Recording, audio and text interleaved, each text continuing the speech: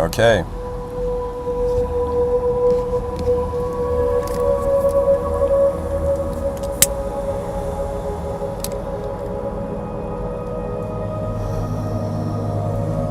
All right. Hello, everyone. This is another, coffee shop Wi-Fi episode.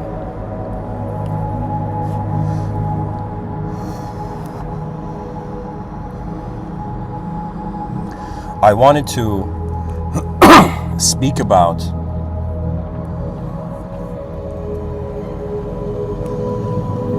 how human beings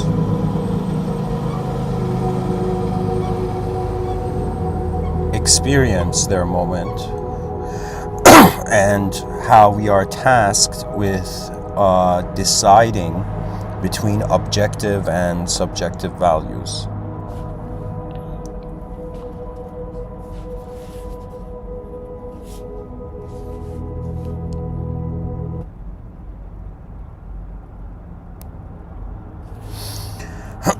So, moments beyond.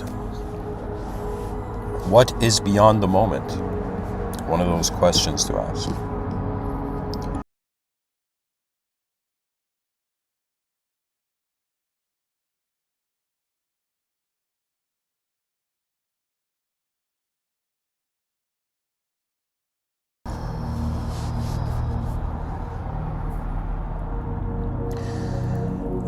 It occurred to me that human beings are present in a moment that is like a coin. We are in a double-edged type of intelligence. And so the simplest way I have come to classify it or talk about this is that human beings have access when it comes to their whole moment of intelligence. They have access to an objective existential event. An objective existential event. And they have we as human beings simultaneously have also access to subjective experiential events. So this is very important to realize. We are conditioned to think that we're just our biological body, not realizing that what is moving reality is an abstract event. Now, reality may be real, but what is experiencing reality is abstract when there is a sort of consideration, at least from the materialistic perspective, that we're the small and the big, and so the big is inaccessible. But at the same time, what I'm trying to say is we human beings talk about reality.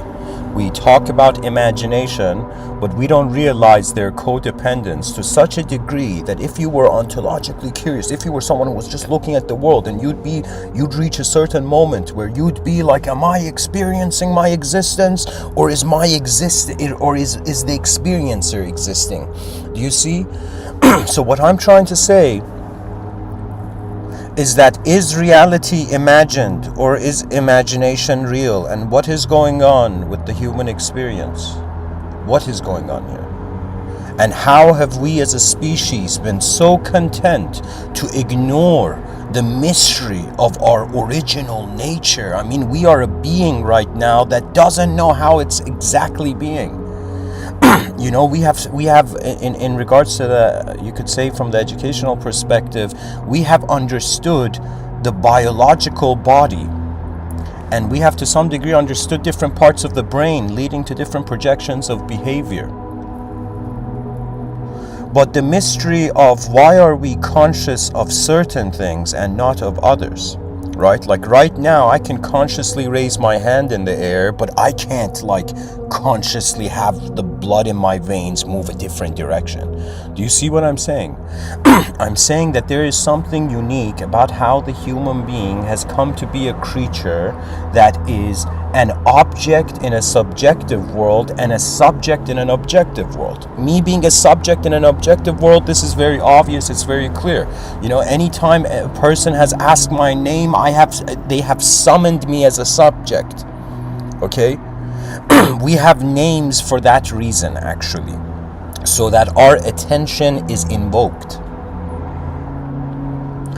So what I'm trying to say is that life has transitioned for me from being just this one character in a physical story. Yeah, cool. It's just this. I'm just this. This physical three-dimensional entity. Okay. This video game character. But some point in this lifetime, I don't know what it was. I think it was a strange blessing.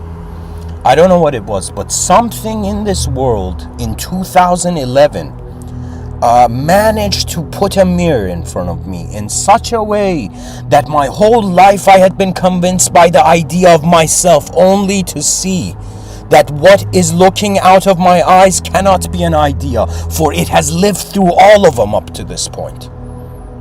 Do you see, dear viewers, we are in this strange situation where we are an object and we are also a subject, right? But when it comes to the subject, it changes. And when it comes to the object, it changes. Sometimes I think about, what if my body changed faster than my ideas? Do you know? And then there's times where I think, what if my mind changed faster than my body? Imagine a human mind so fast that the person didn't give death a chance to even project, to even permit non-existence. Imagine you were faster than life, so you could not die. I'm being poetic here. What I'm trying to say is that there is an unknown presence of how all the dimensions of our perception are kept at once. To honor humanity is to open our eyes as far as possible. And so now we have reached that point where the species is slowly not just awakening to its interdimensional birthright, but where we are realizing that not all of the moment is of a physical expression. You see, the only reason we know we are not objects is because something is aware that we can decide upon being a subject, because we can use it. You see, what you are, you cannot use because you don't know you are it. In certain scenarios, you can say that, right? Like, if I'll give you an example. If I say a tree wants to climb a tree, it's impossible. Okay? Or if I say a human being, if I say, what if a human being climbs Mount Everest, and then I say, imagine a human being climbing itself. It's impossible. Or if I say a tree climbing a tree, impossible. The tree is being itself. But if something was not the tree, then it could have an access in using it. The way I am being convinced that I am not an object and subject is because I can use it. I can use something, and the only way we can use something is to see it separate from us. We look at the advancement of civilization in 2022, and all of this occurred because a creature noticed it was a creature. Sometimes I think, is the ancestor of the human being a creature, or is it a state of mind? This is something really that when a person gets into mysticism, they experience.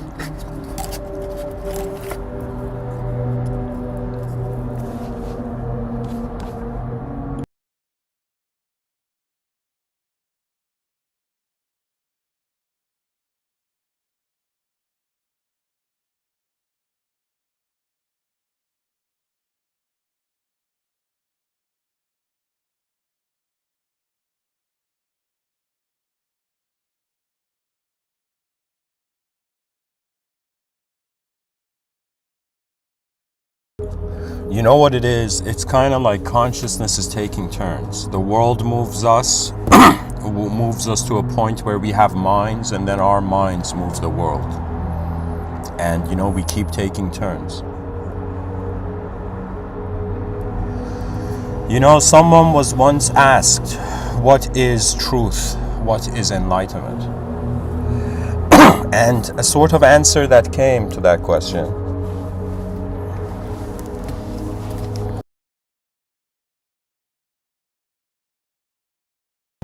was in some sense the realization that a creature was never born. That the power of the world is independent to its conditions. That it's another way of saying energy is free, freer than its shape.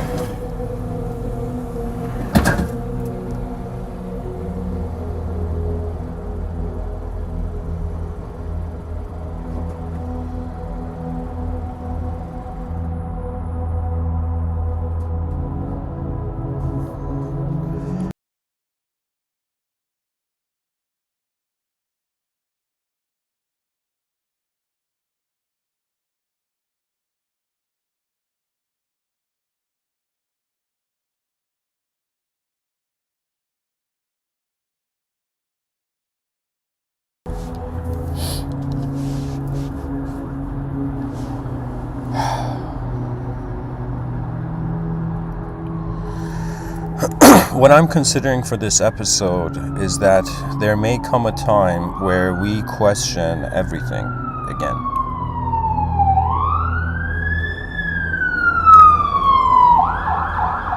We question morality. We question all our value systems, and we try to figure out that 8 billion creatures on a rock in the middle of nowhere, do they care for objective values more or subjective values? Because if we care for objective values, it may be easy in the future to be an immortal robot, right? You know? But our subjective value is naturalness. You know, what is very fascinating about 2022 is that human beings are living outside of nature. We are these natural beings that are living in an unnatural system. Even language can be considered to be an unnatural inner system. But in some sense, we're living in this unnatural system as a natural creature, as this object, this biological organism. And so our connection to nature is left to our subjectivity. We have reached a point where, sure, I remember when I was a kid, I still climbed trees, but I have a feeling that children are going to forget the living earth. You know?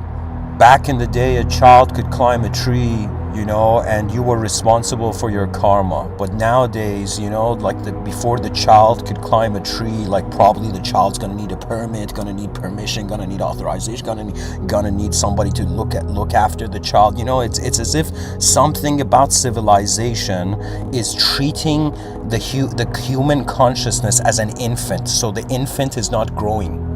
You see, this is kind of sad, but it's like our civilization doesn't believe in us, so it is treating us as in some sense as a resource. You see, it's not valuing the intelligence.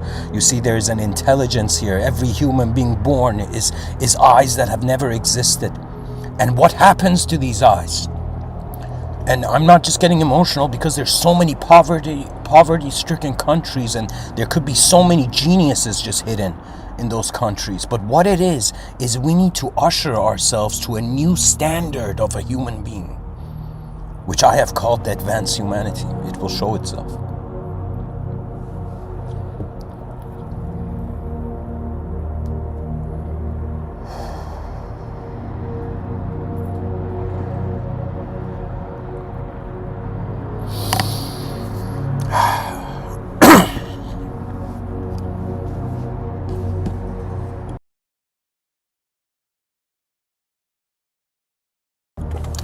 So anyways, where do I go from here? Let's go back to the nature of the human being's moment. So whoever's listening to me, you can test this out for yourself. Ask yourself, what is it that you want in this life?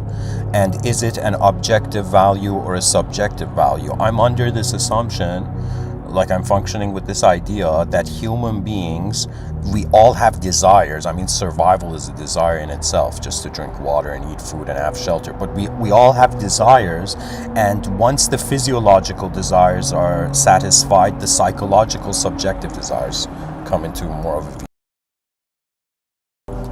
Imagine this child in a poverty-stricken in a poverty-stricken country,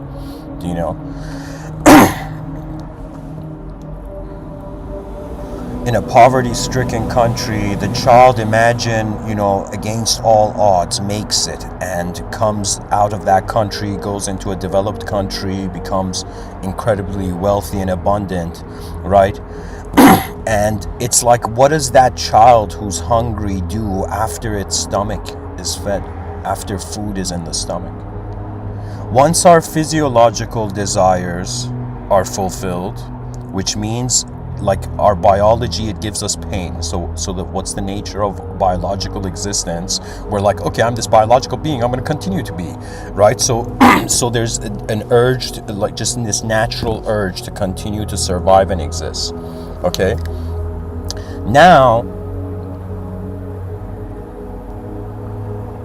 when I think about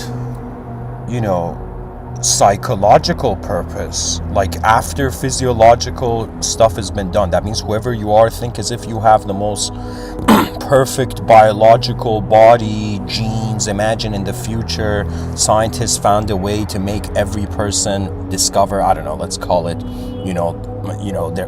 their own golden gene, DNA or something, and it's this thing that, imagine we activate the potential of every person's DNA. Okay, what I'm trying to say is, once the physical life, its purpose has been understood and is being attended to, the person is left with the purpose to their psychological life, right? It's as if like, okay, my body's here to exist. Yay, I'm existing. What does my mind do? And this is where I am noticing that children are on massive, like human beings are entering the system, are being born, and they are waiting. It's like this world was designed for explorers, but we have become followers of what our ballsy ancestors explored, and we don't have the courage to anymore,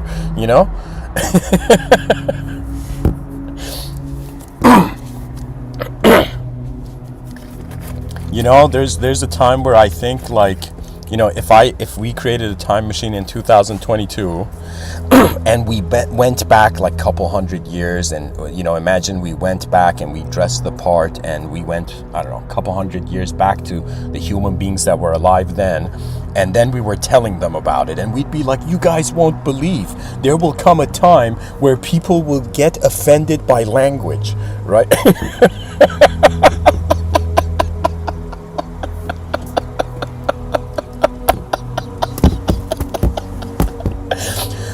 Imagine like our ancestors fighting in wars and all this, and we're like, I don't like what that person called me, somebody, it's like the reasons people had back in the day to start wars. Like, if people were kings and queens now, there would be such stupid wars over such stupid insensitivities,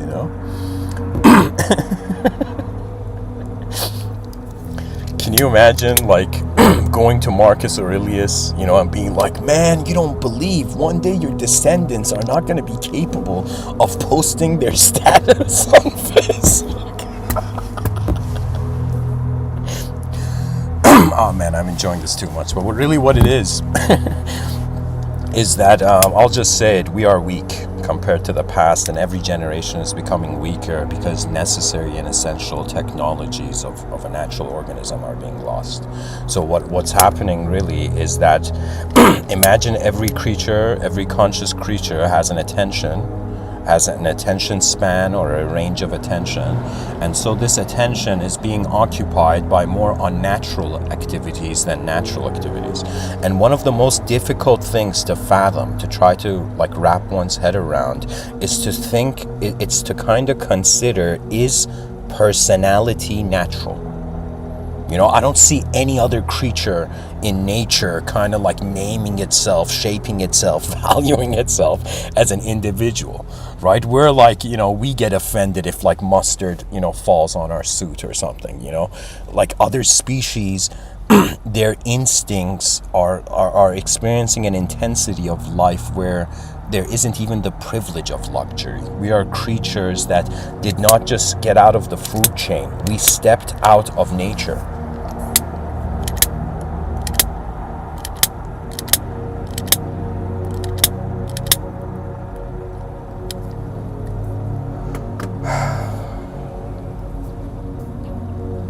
So my question, I guess, for this episode, the main idea I'm wondering about is that what's going to happen to the human species?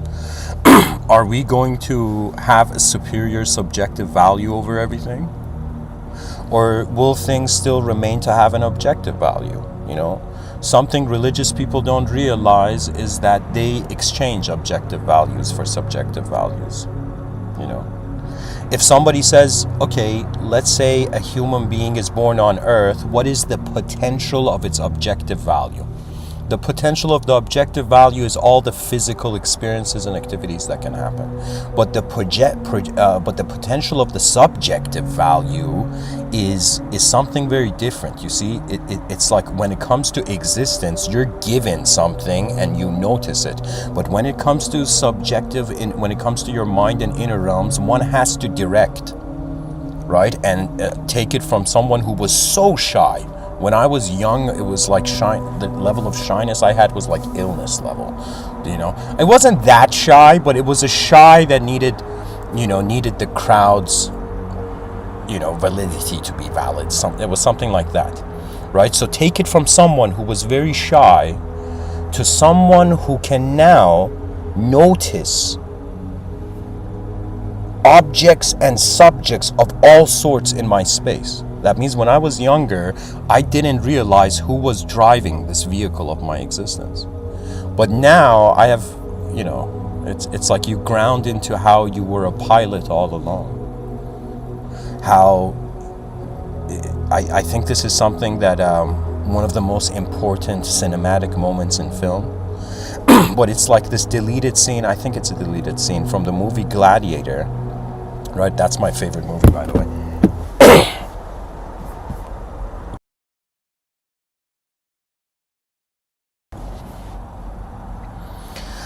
The thing about that movie is that there's a scene where Maximus, this general, is kind of shackled underneath the Colosseum or somewhere, and his general buddy who betrays him at the beginning of the film, he comes to him and he says, "Maximus, I'm a soldier, I will obey," meaning that it's as if he's saying, I can free you, Maximus. You don't have to go and die like this. And Maximus just smiles and tells that guy, nature never puts one in a situation where it hasn't already prepared them for.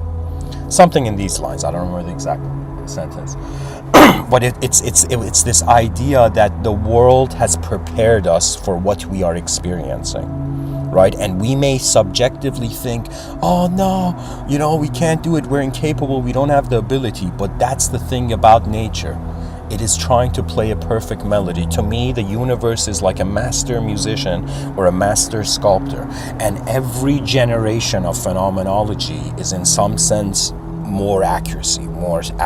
It's as if the world is, the cosmos, the universe is trying to sculpt a moment where it can be all of itself. You see, a universal being, sometimes I've thought about it from a theological standpoint where I'm like, why they say God is all merciful, all forgiving, but why couldn't God forgive Adam and Eve? And it was as if the first mistake had to happen. And so really, this might sound bizarre, but the concept of the fallen angel is really another way of saying it's God's doubt, because angels cannot act beyond the will of the divine. You see? So in some sense, it's like all the angels are God and all the souls are God, and God is looking in the mirror of the world to wonder what it is, or what it is now. This is, of course, theology. The realm of theology, it's one where the precision is required and at the same time open-mindedness. I would say that this world, it dies too, and it's kind of like, imagine two human beings who are alive and they're friends, and imagine they're old friends, and they meet each other after a while. So now imagine, just like human beings die, you have come to meet your friend, but your old friend, your ancient friend, is not a human. It is the whole world. It is your consciousness, the ancient one that never left you. You See, that's the nature of our minds. This is when an individual graduates from an external guru. It realizes the guru doesn't want followers. This is my vision personally. I think no prophet has ever wanted followers. They have wanted to bring up man's ability to that level. Like the Buddha was asked, is there going to be another Buddha after you die, Buddha? And Buddha was like, Buddhism would have spread so far that people won't need one. You see, what the external guru is it's a permission. It's an external permission, so you can give yourself internal permission. But once you realize it's internal, you're piloting your life through yourself, through your eyes. Right? And once you realize there's something here looking out of your eyes, ta-da! You found your soul,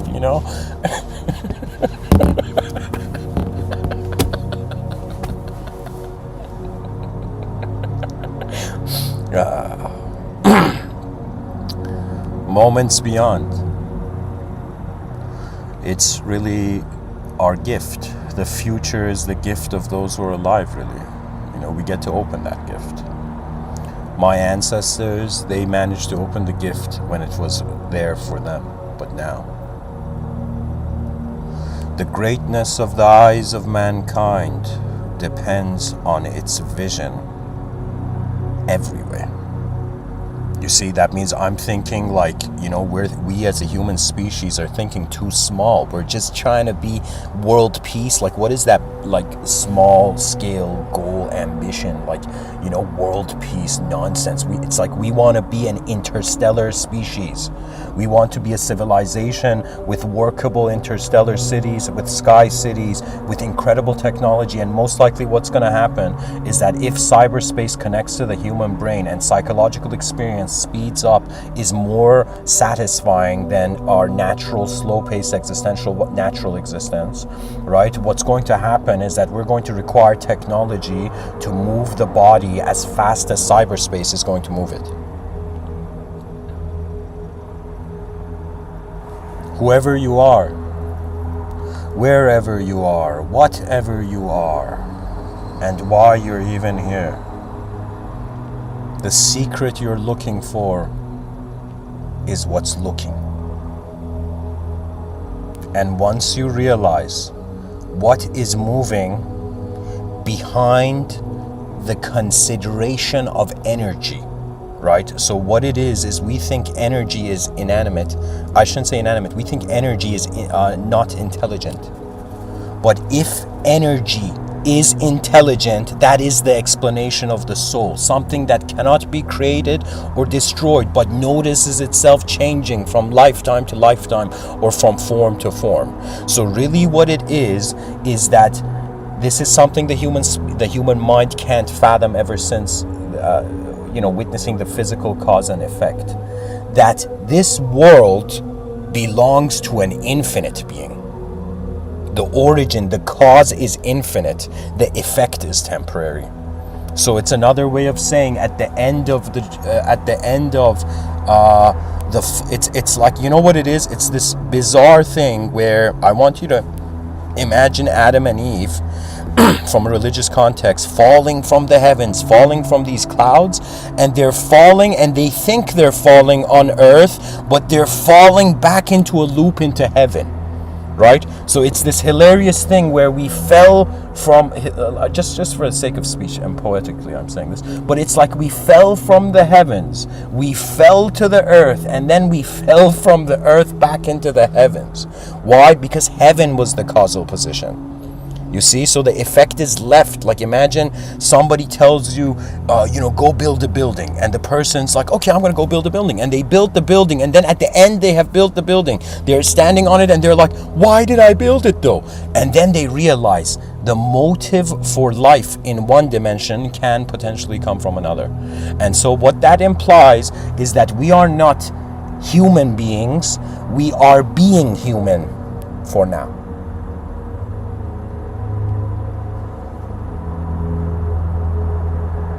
We are being human because the conditions allow.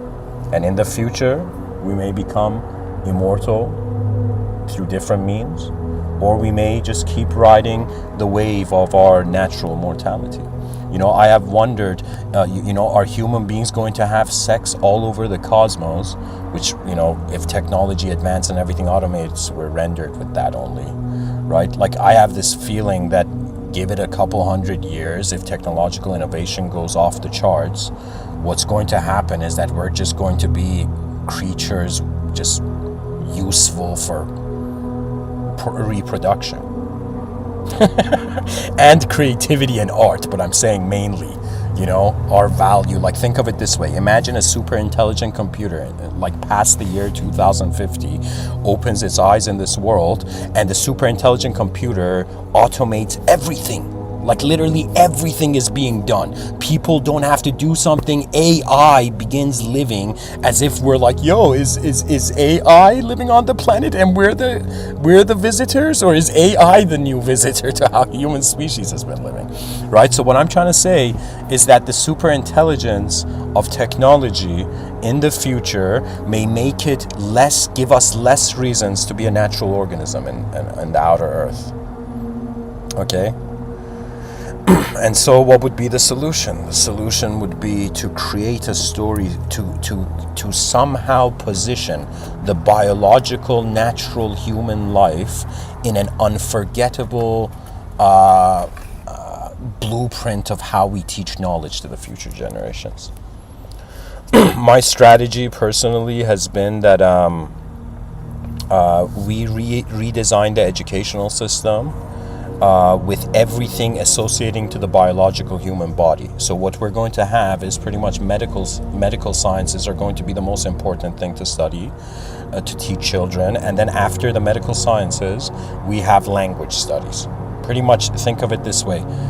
Medicine and language. These two are going to be very important fields. Okay? Because everything is being shaped by them, is being the consideration. It's think of it this way: human intelligence and activities are orbiting around this idea of preserving this natural biological human body, but at the same time trying to expand the benefits of our psychology while we exist. Right? I mean, what is the purpose of let's say a fun life or a good life? It's we're trying to max out experiential efficiency and reduce existential inefficiency as much as possible. So increase efficiency, reduce inefficiency. If the inefficiency was just looking at things from one way, the efficiency could imply multiple ways of looking at the same moment, right? This is something where there was a time where I was thinking, is it possible that philosophers never get depressed? I thought about this. I was thinking, like, is it possible for someone, with a philosophically inclined mind to suffer, right? And then I realized, like, there would be questions following the suffering. Imagine you're a philosopher and you're depressed and you're like, it's like, what is depression? Why am I depressed? Who is depressed? And so in one moment you're like this person who's upset, but from the philosophical angle, there is so many. The suffering, which is being based to be a closed system, ends up becoming an open system when the mind of the individual sees that there is still unknown space surrounding how an object or a subject can behave. Because let me tell you this, why is it that we human beings are trying to get enlightened, looking for higher dimensions, looking for extraterrestrials, angels, and gods, right? But why are we not trying to be a human being? Why aren't human beings like, I want to be a human being, right? Why? Because we already are. And so what we are, we take for granted and we project a new reality. And so here comes the most fascinating thing, that what if you are already the most advanced intelligence in this world? What if you already are so advanced that to fathom, or imagine somebody who's enlightened, they wouldn't try to get enlightened anymore, somebody who has power, or for example me, if I had given 10,000 talks, I wouldn't need to be giving these talks anymore. Like, that's the limit. That's the destination. one of those mysteries of my life to see, is it possible to give 10,000 talks and to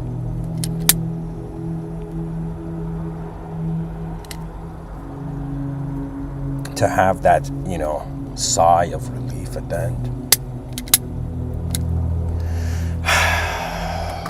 Why are we here? And why is the here?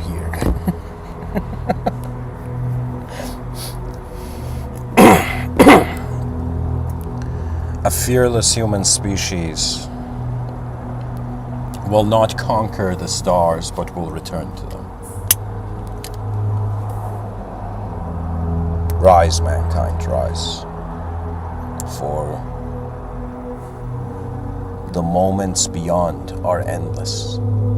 So many ways this world is going to move, so many different human beings, so many different voices, so many different personalities, that even if we were convinced by the failure of the human species, there is too much unknown variables happening. There was a time where I had this sort of personal conversation, with the soul of my soul, poetically. And in that conversation, I was a bit, I had been a bit demotivated. I was not motivated. Like a part of me was like, oh logos, oh guidance of the world that is itself. You have brought me here. You have given me the microphone, and I have spoken. And yet there will be many who will come and speak. And so, why me?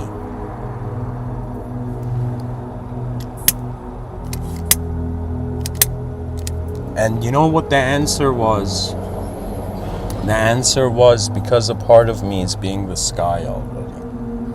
That beyond our dualistic value systems, there is a smiling, how would I say it?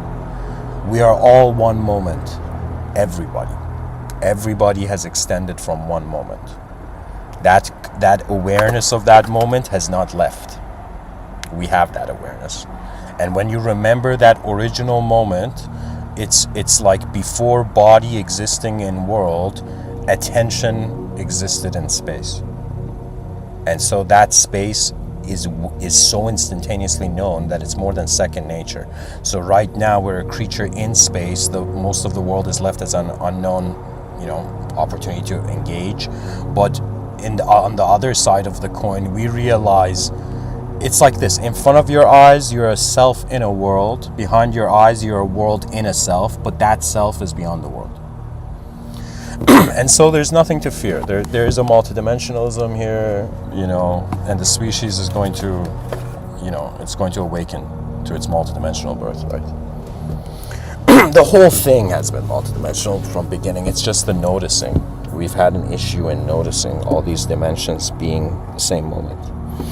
Anyways, thanks for listening, guys. Hope this episode was helpful. Share, subscribe, like, comment. And at the same time, I want to leave the viewers with a question. Whoever you are, when you hear the sentence or the words moments beyond, what do you think is beyond your moment? Beyond the moment of being, right? So, yeah, that's the question. Viewers can answer that in the comment section. Thanks for listening. Rise, mankind, rise. Blessings.